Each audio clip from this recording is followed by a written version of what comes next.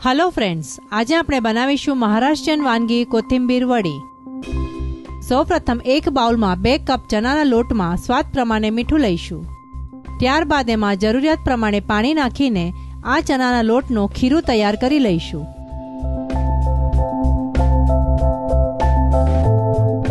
લોટનું ખીરું બનાવીને હવે તૈયાર છે।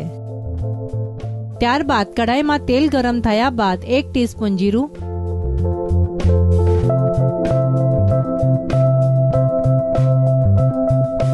चपटी हींग,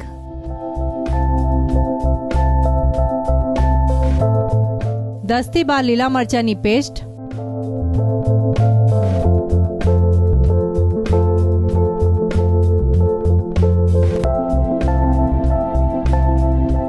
એક ટીસ્પૂન આદુ લસણની પેસ્ટ નાખીને થોડું સાતળી લઈશું।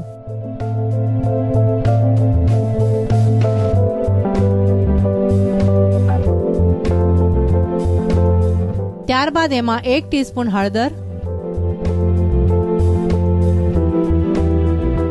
1 ટીસ્પૂન લાલ મરચું નાખીને હલાવી લઈશું।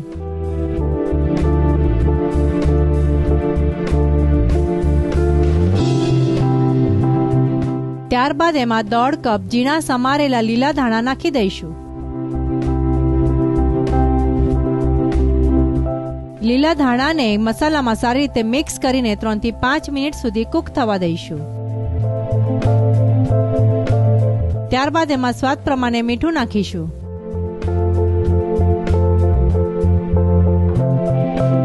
હવે એમાં ચણાના લોટનું ખીરું નાખીને મિક્સ કરી લઈશું।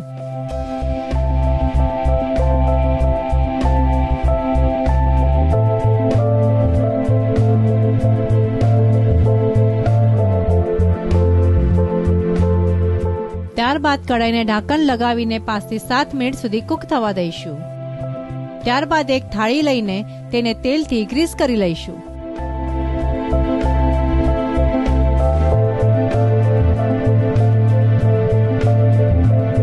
પછીથી એમાં બનાવી મૂકેલું મિક્સર નાખીને સ્પ્રેડ કરી દઈશું। આ મિક્સર થોડું ગરમ હશે ત્યારે હાથથી જ ઇવનલી સ્પ્રેડ કરી લઈશું। એને થોડું ઠંડુ થવા દઈશું। ત્યારબાદ એની ડાયમંડ શેપની વડીઓ કાપી લઈશું।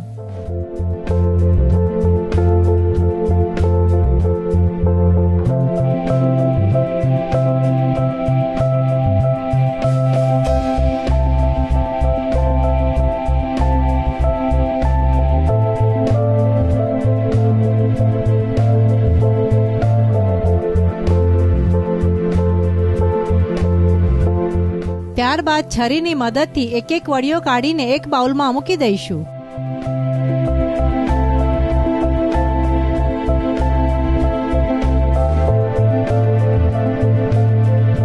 ત્યારબાદ એક પેનમાં થોડું તેલ ગરમ કરવા મૂકીશું।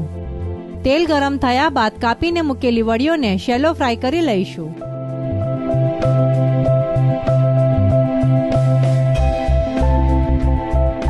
આ વડીઓને બંને તરફથી ગોલ્ડન બ્રાઉન થવા દઈશું।